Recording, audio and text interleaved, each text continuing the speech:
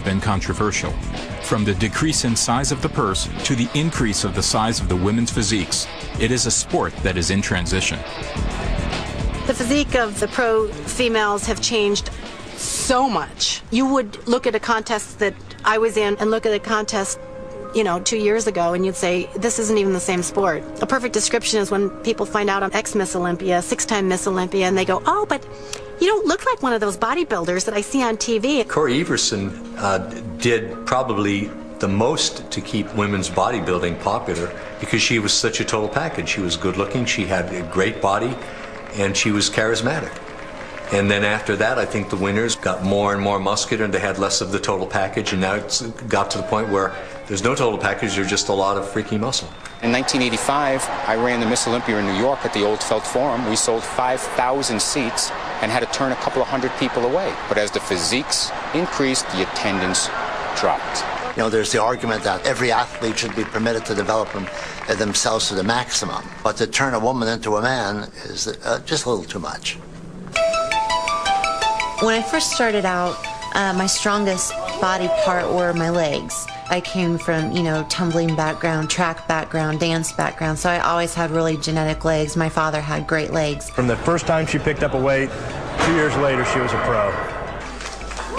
My husband is my trainer, and we worked very, very hard to just bring out that overall package where no body part stood out from another body part.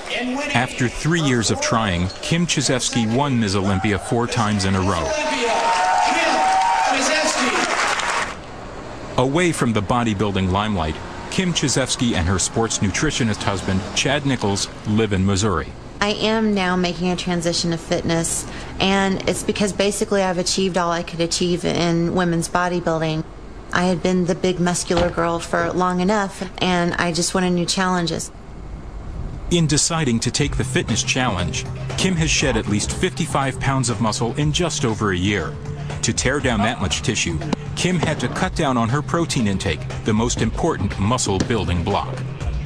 I am a lot happier now that I am trimmed down and can wear normal clothes and off-the-rack clothes instead of having to have everything made for me. It was never that I liked being big. I never liked the off-season where you had to, gain weight in order to lose weight to look a certain way. I had like 11-year layoff of doing no gymnastics, no tumbling at all, and I'm above and beyond at the age of 32 where I was when I was, in college. So this is pretty cool for me. The movement now is with the Miss Fitness Olympia. The popular bias is in favor of a more lean and traditionally feminine look. Where women are judged by more traditional standards like they were in the early 80s. More like a beauty contest. Athletic women that are beautiful and have good physical development, have definition, are not big, don't do muscular poses, and have a lot of flexibility and have some kind of act that they do.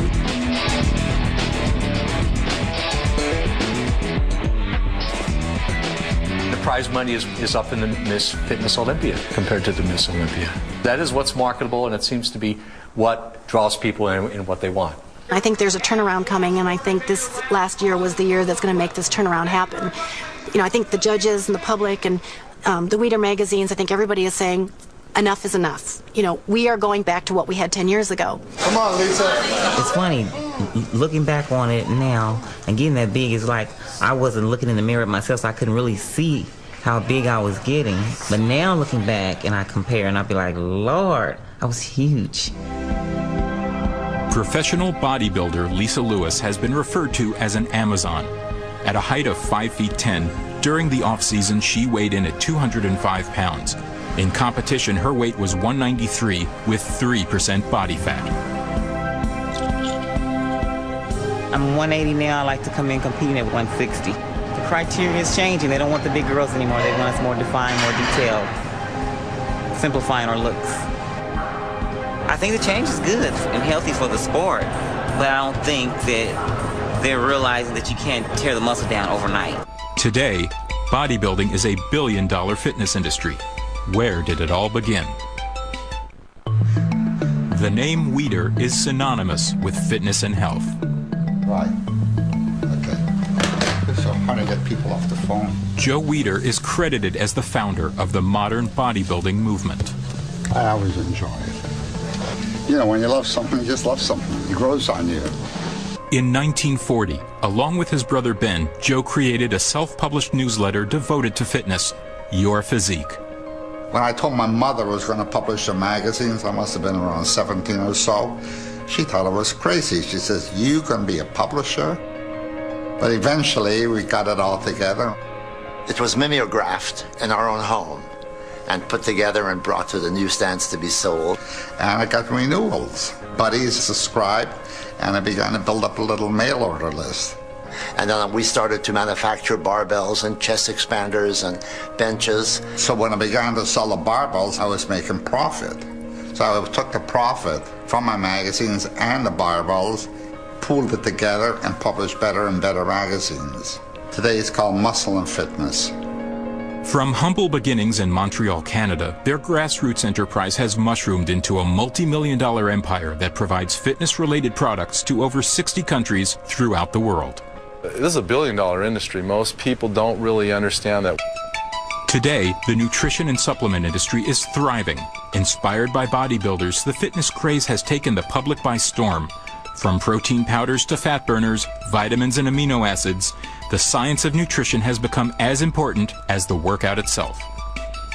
When you get involved in bodybuilding, you want to compete, you learn so much about your body, about every muscle, food, calories, everything. Although it takes years to train, it is the last 4 months before competition that are the most extreme in terms of nutrition and sacrifice. This is when the dieting begins. Nowadays, people are smarter too with competing, where you don't starve yourself of everything. You have little bits of things that to maintain not having to go over the edge and binge. It's an incredible amount of work, and they have to get obsessed with themselves in order to do that. They are the masterpiece, so they have to be obsessed with themselves. Everything the bodybuilder ingests is taken into consideration for gaining muscle or losing fat. I'm going to go buy my food for the week since I'm preparing for the Muscle Mania. Gotta eat. The off season is basically trying to gain as much weight to get as big as you possibly can. So then when you start your pre-contest diet, basically you're dwindling down, trying to save as much muscle, but at the same time you're trying to take off as much fat as you possibly can. Right now I'm looking for some steak. I like to take in some beef about 3 days a week to keep my calories high. I look for something that's really lean and inexpensive, of course. I usually go through about anywhere from 8 to 10 breasts a day. Broccoli, 3 pounds of broccoli. I go through this in about 3 to 4 days. I'm eating anywhere between 10 to 20 eggs per day. That's egg whites without the yolk. These guys pack on incredible amounts of muscle, and a lot of that is attributed to high-protein diet. Bodybuilders can eat in excess of 400 to 500 grams of protein daily. That is 6 times the normal intake. On top of that, to burn fat, they increase their metabolism by eating 6 to 8 meals a day. When you train, you're breaking down the muscle, and your body will strip amino acids from the muscle. So you've got to take a certain amount of protein to kind of counterbalance that. The hope is that you're taking enough protein in as you break down the muscle, that now the muscle is going to rebuild itself bigger. And so everybody that's coming in here day after day after day is breaking down muscle, trying to rebuild it so it's bigger and bigger. When I walk on stage, I will be polished and professional, and my physique will be absolutely complete because of my conditioning. I make sure that I'm absolutely as low in body fat as I can be before I walk on stage. Anybody can come in and train and lift weights and put on a lot of muscle. But when it comes to bodybuilding and showing what you've done that whole year, if you didn't get your diet down or your nutrition isn't perfect, whatever you've done will never show on stage because of the diet. It isn't right on the money. The diet is very expensive. Eating chicken and beef every day, it adds up. And if you don't have sponsors, it's very hard. Food alone is probably in the area of $600 to $800 a month. On top of that, all of your supplements, protein powders, your meal replacements, it's going to run you probably somewhere around $300 to $400 a month on top of all of your grocery bills. So it's not a cheap sport for sure. Supplements are very important to bodybuilding, whether you're a professional bodybuilder or an amateur just starting out. A lot of the proteins and the nutritional products that are sold in bodybuilding stores, I mean, they're there for a reason because they can actually supplement your diet cheaper and more effectively a lot of times than a meal can. When you work out day after day, there are 3 basic supplements that are the foundation of building muscle: protein, glutamine, and creatine. For instance, many of the protein powders contain 20 or 30 grams of protein per serving.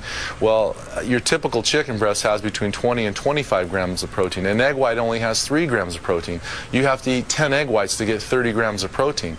Glutamine acts as a great muscle cell volumizer, and once again, I would definitely recommend it for people wanting to gain or lose.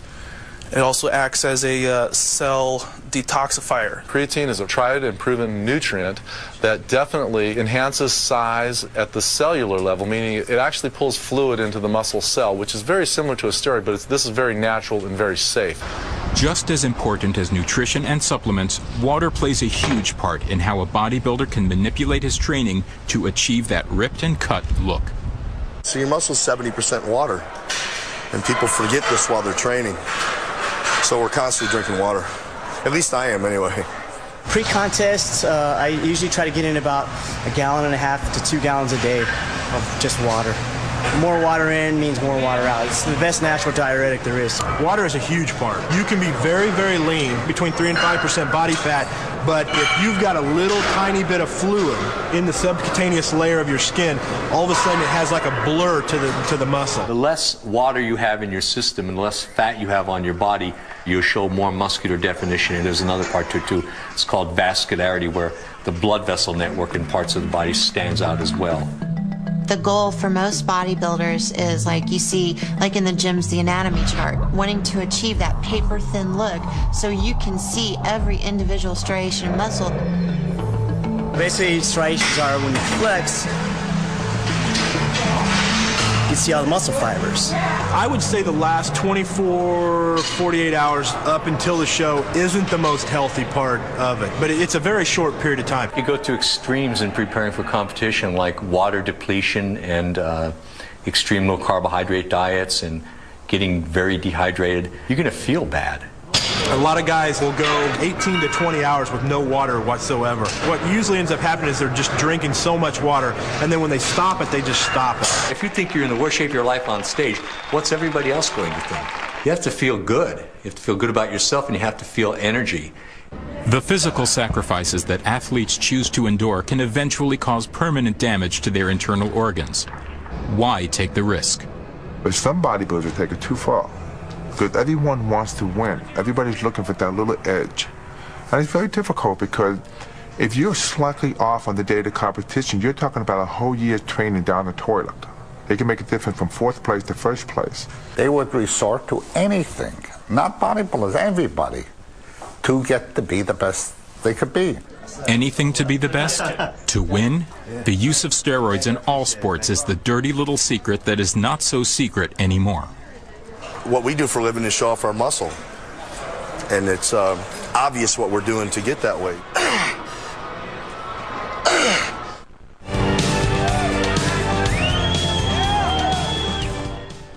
Muscle Mania World Championships, only the best are here.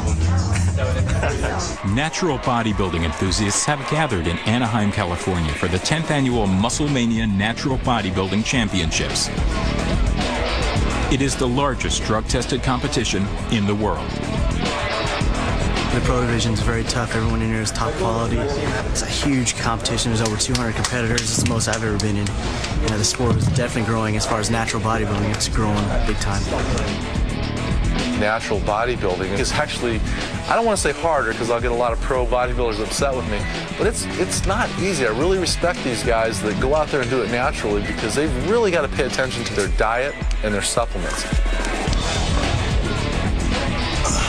Here with the Muscle Mania, we have an unbelievable caliber of contestants. I'm just here to have fun. My goal is to be an inspirational bodybuilder. Show others you don't need drugs to be a great bodybuilder. It's just motivating people. Steroid use and bodybuilding, they're always going to go hand in hand. Basically, the breakdown is there's the non-tested shows and there's the tested shows.